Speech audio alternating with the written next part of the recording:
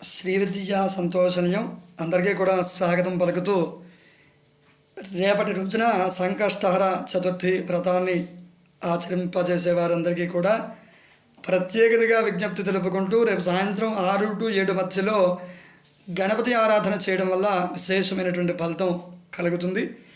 ఒకవేళ వ్రతాన్ని ఆచరింపలేక పూజని చేయలేక ఎవరైనా ఉంటే కనుక 6 to 7 మధ్యలో మీ పరిసర ప్రాంతాల్లో ఏదైనా ఆలయం ఉంటే కనుక గణపతి ఆలయానికి వెళ్ళి గణపతి అనుగ్రహాన్ని పొందడానికి ప్రయత్నం చేయండి.